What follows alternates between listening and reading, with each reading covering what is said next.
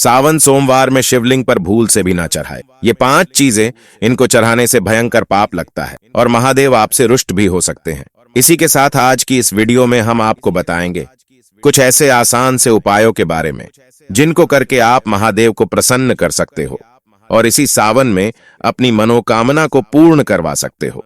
और साथ ही सावन से जुड़ी आपको हर एक जानकारी देंगे, जिसके बाद आपको सावन से जुड़ी सारी जानकारी मिल जाएगी और आपको सावन की कोई और वीडियो देखने की जरूरत नहीं पड़ी ढेगी।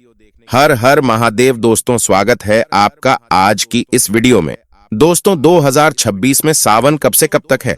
सावन 1 महीने के पड़ेंगे या 28 दिन के? सावन 2026 में कौन से दिन से शुरू होंगे और समाप्ति कब है?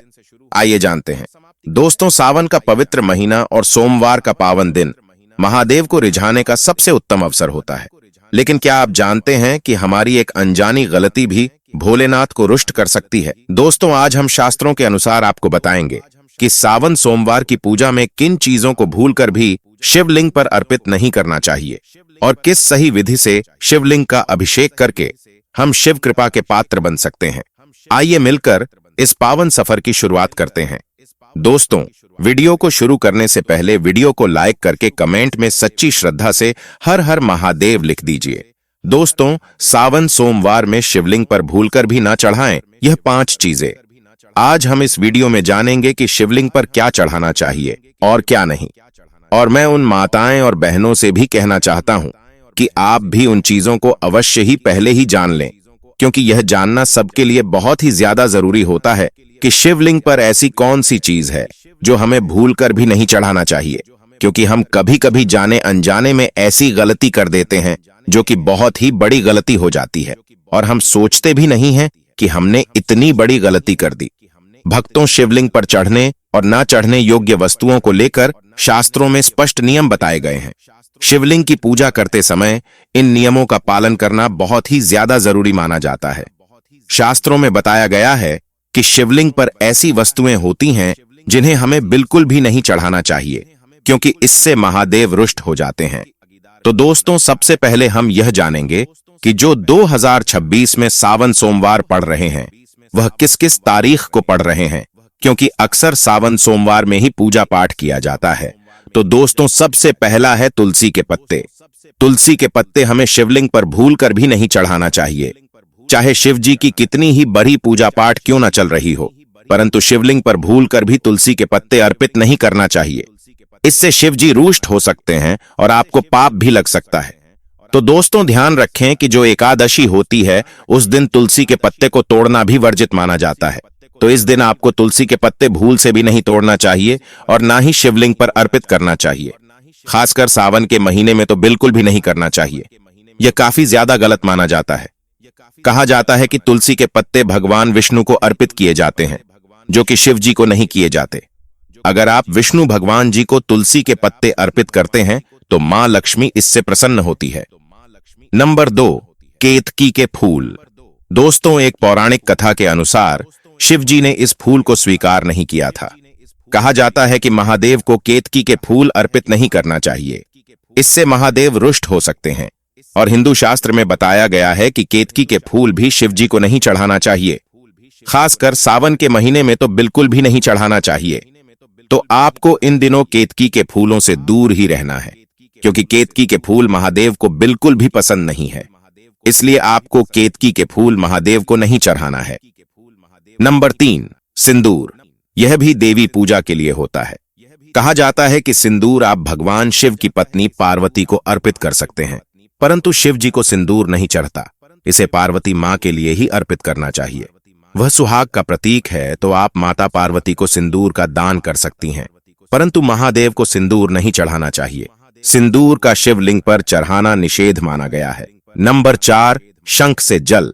शंख से जल भी शिव जी को नहीं चढ़ाना चाहिए। कहा जाता है कि शंख भगवान विष्णु का प्रतीक माना जाता है और शंख से शिव जी को जल भी नहीं चढ़ाना चाहिए। शंख समुद्र से उत्पन्न है और शिव जी ने समुद्र मंथन के समय विष पिया था, इसीलिए इसे वर्जित माना जाता है। कहा जाता है कि अगर कोई शंख से जल चढ़ाता है तो उनको ऐसा नहीं करना चाहिए। इसके अलावा कहा जाता है कि सावन के महीने में टूटे हुए चावल महादेव को भूल से भी अर्पित नहीं करना चाहिए। इससे महादेव रुष्ट हो सकते हैं। तो आप जब भी शिव जी की पूजा करें तो चावलों को एक अलग बिनकर रख लें और शिव जी पर अर्पित करें। खंडित और टूटे हुए चावल अर्पित ना करें। खासकर सोमवार के दिन तो यह आपको बिल्कुल भी नहीं करना है। कटे फटे बेलपत्र भी शिव जी को नहीं चढ़ाना चाहिए। कहा जाता है कि बेलपत्र एकदम स्वच्छ और शुद्ध होना चाहिए। कहीं से भी दोष युक्त बेलपत्र अर्पित नहीं करना चाहिए। नंबर 6, शिवलिंग पर हल्दी भी नहीं चढ़ाना चाहिए। तो चलिए आपको यह भी बता देते हैं कि शिवलिंग पर हल्दी क्यों नहीं चढ़ाई जाती। कहा जाता है कि हमारे हिंदू धर्म में शिवलिंग पर हल्दी इसलिए नहीं चढ़ाई जाती क्योंकि हल्दी में गर्म तहसीर होती है, जबकि महादेव को शीतल चीज पसंद है, यानी कि ठंडी जो उनको ठंडक दे, जबकि हल्दी गर्म चीज होती है। और हम भी जानते हैं कि शिवलिंग पर हल्दी क्यों नहीं चढ़ाई जाती है। कहा जाता है कि भगवान शिव को विराट तपस्वी और अहंकारी का प्रतीक माना जाता है, इसीलिए सौंदर्य और प्रजनन से जुड़ी वस्तुएं जैसे हल्दी, मेहंदी आदि उन्हें अर्पित नहीं की जाती। हल्दी का संबंध परंपरागत रूप से स्त्रियों के विवाह और सौभाग्य से जुड़ रहा है। कहा जाता है कि भगवान से साध्वी, तपस्वी और निर्गुण ब्रह्म का प्रतिभा में हल्दी का स्वरूप मेल नहीं खाता, इसीलिए भी शिवलिंग पर हल्दी नहीं चढ़ाई जाती। और भी इसका कारण है, जैसे कि गर्म हल्दी गर्म तासीर की होती है और शिवजी को शीतलता पसंद है, इसीलिए शिवलिंग पर दूध, जल, बेलपत्र, भस्म आदि शीतल और साध्विक चीज चढ़ाई जाती है। शिव जी को चंदन भी चढ़ाया जाता है जो कि ठंडक देता है। कहा जाता है कि शिव जी को चंदन चढ़ाना काफी ज्यादा शुभ और फलकारी माना गया है। भक्तों, यहाँ पर हमने आपको बताया कि शिवलिंग पर कौन सी चीज है जो नहीं चढ़ाना चाहिए। चलिए अब यह भी जान लेते हैं कि हमें शिवलिंग पर कौन सी चीजें चढ़ाना चाहिए। दोस्तों, हमारे हिंदू धर्म ग्रंथों के अनुसार शिवलिंग पर कुछ विशेष वस्तुएं चढ़ाने से विशेष फल की प्राप्ति होती है। सबसे पहले तो शिवलिंग पर एक लोटा जल आपको सावन के महीने में जरूर ही चढ़ाना चाहिए, क्योंकि भगवान भोले इतने भोले हैं कि वह एक लोटा से ही प्रसन्न हो जाते हैं। अगर कोई सच्ची श्रद्धा से एक लोटा शिवलिंग पर चढ़ा देता है तो समझिए भगवान को उसने प्रसन्न कर लिया। सबसे सामान्य और पवित्र चढ़ना है जल। शांत भाव से जल अर्पित करने से मन को शांति मिलती है। इसके बाद है कच्चा दूध। भगवान शिव को कच्चा और शुद्ध ठंडा दूध बहुत प्रिय है और इससे सौभाग्य और सुंदरता की प्राप्ति होती है। दही शिवजी को ठंडक प्रदान करता है और भक्तों को भी शांति प्रदान करता है। शहद शिवलिंग पर जरूर ही चढ़ाना चाहिए, इससे जीवन में मिठास आती है और मनोकामना पूर्ति के लिए शिवलिंग पवित्र माना जाने वाला गंगा जल सभी अभिषेकों में विशेष रूप से उपयोगी माना जाता है। तो आप सावन के महीने में थोड़ा सा गंगा जल मिलाकर जल चढ़ा सकते हैं। बेलपत्र शिवजी को सबसे ज्यादा प्रिय है। बेलपत्र चढ़ाना शुभ कार्य माना जाता है। आप पत्तियों वाला बेलपत्र भी चढ़ा सकते हैं अगर आपके पास है। अगर आपके पास 5 पत्ता वाला बेलपत्र नहीं है तो आप 3 पत्ता वाला भी बेलपत्र चढ़ा सकते हैं। धतूरा और आंकडाढ़े के फूल भी शिव जी को बहुत पसंद है, तो आप शिव जी को धतूरा और आंकड़े के फूल भी सावन के महीने में अवश्य चढ़ाएं। शिव जी का प्रमुख श्रृंगार है भस्म। भारत में विभूति, मोक्ष और वैराग्य का प्रतीक कहा जाता है। सावन के महीने में शिव जी को ठंडक प्रदान करने वाली भस्म जरूर ही चढ़ाइए। सफेद फूल जैसे कि चमेली, कुंडबिल आदि भी शिव जी को जरूर चढ़ाना चाहिए। शिव जी को सफेद रंग के फूल अधिक प्रिय माने जाते हैं। कहा जाता है कि उनकी प्रिय फूल सफेद कलर की ही होती है, तो आप हो सके तो सावन के महीने में उनको सफेद फूल अर्पित अवश्य करें। तो दोस्तों, यहाँ पर हमने आपको बताया कि हमें कौन सी चीज चढ़ाना चाहिए और कौन सी नहीं चढ़ाना चाहिए। चलिए अब यह जानते हैं कि सावन के महीने में शिवलिंग की पूजा किस तरीके से करना चाहिए। संपूर्ण पूजा विधि भी आज हम इस वीडियो में जानेंगे कि सावन सोमवार के दिन हमें किस प्रकार से घर पर पूजन करना होता है, पूरे सावन के महीने में किस तरीके से पूजन करना होता है और भोलेनाथ को हम कैसे प्रसन्न कर सकते हैं। आज हम इस वीडियो में इन सभी के बारे में बताएंगे। सोमवार का दिन भगवान भोलेनाथ को अत्यधिक प्रिय होता है और कहा जाता है कि सावन के महीने को प्यार का महीना भी कहा जाता है, क्योंकि इस महीने में अगर कोई पूरे श्रद्धा भाव से महादेव की पूजा करें तो उसको भोलेनाथ की कृपा प्राप्त होती है और माता पार्वती भी बहुत ही ज्यादा प्रसन्न होती है। इस दिन भगवान भोलेनाथ के लिए व्रत किए जाते हैं। कई लोग तो पूरे सावन का व्रत रखते हैं और कई लोग ऐसे होते हैं जो सिर्फ 4 सोमवार का ही व्रत करते हैं, परंतु यह तो खुद पर डिपेंड करता है कि किसको कितने सावन सोमवार व्रत करना है। दोस्तों, भगवान भोलेनाथ को सावन का महीना अत्यधिक प्रिय है। दोस्तों, वीडियो में आगे बढ़ने से पहले अगर आपने अभी तक वीडियो को लाइक नहीं किया तो कर दीजिए और चैनल को सब्सक्राइब करके कमेंट में सच्ची श्रद्धा से हर हर महादेव जरूर लिखे। तो दोस्तों, पूरे सावन मास में पढ़ने वाले सभी सोमवार, प्रदोष और शिवरात्रि जो है वह भगवान भोलेनाथ की पूजा अर्चना के लिए बहुत ज्यादा विशेष होते हैं। तो देखिए, इस दिन सुबह सवेरे नित्य कर्मों से स्नान आदि करके निवृत्त होकर साफ स्वच्छ वस्त्र धारण करें और हो सके तो भक्तों नहाने के पानी में आप थोड़ा सा गंगा जल मिला लें। 1 से 2 बूंद गंगा जल की जरूर शामिल करें। इससे गंगा जल स्नान माना जाता है। और इस दिन हो सके तो सफेद कलर के वस्त्र धारण ना करें, हो सके तो हरे रंग की वस्त्र धारण करें। हरा रंग महादेव को अति प्रिय है। कहा जाता है कि सावन के महीने में हरे रंग पहनना काफी ज्यादा शुभ माना जाता है। इसके बाद यह किसी भी शिवालय में जाकर शिव जी को अभिषेक करें, उनकी पूजा आराधना करें और शाम के समय आप इस पूजन को कर सकते हैं। आसन देते हुए यहाँ पर हम शिवलिंग को विराजमान कर लेंगे। आप किसी भी तरह का शिवलिंग ले सकते हैं, पत्थर का, स्फटिक का। यह अगर आपके पास नर्मदेश्वर है तो उन्हें विराजमान करके पूजन कर सकते हैं। और अगर शिवलिंग ना हो आपके घर में तो आप मिट्टी से बना सकते हैं। फिर धूप रख लेंगे और इसके बाद अपनी पूजा को शुरू करेंगे। फिर उसे शुद्ध जल से भरिए। इसके बाद इस प्रकार से 4 बार जल छोड़ते हुए हम शिव जी का अभिषेक करेंगे। और हो सके तो आप जिस पत्र से अभिषेक कर रहे हैं उसमें गंगा जल की 2 से 3 बूंदें अवश्य शामिल करें, क्योंकि गंगा जल से अभिषेक करना काफी ज्यादा शुभकारी माना जाता है। कहा जाता है कि सावन के महीने में अगर आप गंगा जल से अभिषेक करते हैं तो महादेव उससे अधिक प्रसन्न होते हैं। भक्तों, आप सबको यह तो पता ही होगा कि इस बार जो कुंभ का मेला लगा था उसमें से सब लोग गंगा जल लेकर आए हैं। तो आप उस गंगा जल का इस्तेमाल इस पूजन में कर सकते हैं। आपको ज्यादा नहीं, बस 2 से 3 गुना ही डालना है। और अभिषेक करते समय ओम नमः शिवाय, ओम नमः शिवाय, इस तरह से आप मंत्र जाप करते रहें। और जल से अभिषेक करने के बाद यहाँ पर मैंने पंचामृत लिया है, यानी दूध उत्पादन की प्राप्ति है। तो अलग अलग वस्तुओं से अभिषेक शिव जी का किया जाता है। शिव जी को और जल से आप अच्छे प्रकार से अभिषेक करें। शिवलिंग को तुलसी जी के गमले को छोड़कर अन्य किसी भी पौधे के गमले में इसे डाल सकते हैं। अब देखिए, गंगा जल और फूलों की सहायता से स्थान के भाव से हम सभी को चिता देंगे और जो कि कभी पवित्रीकरण कर लेंगे। अब इसके बाद सबसे पहले हम प्रथम पूज्य गणपति जी को तिलक करेंगे। चंदन रोली अक्षत अर्पित करेंगे।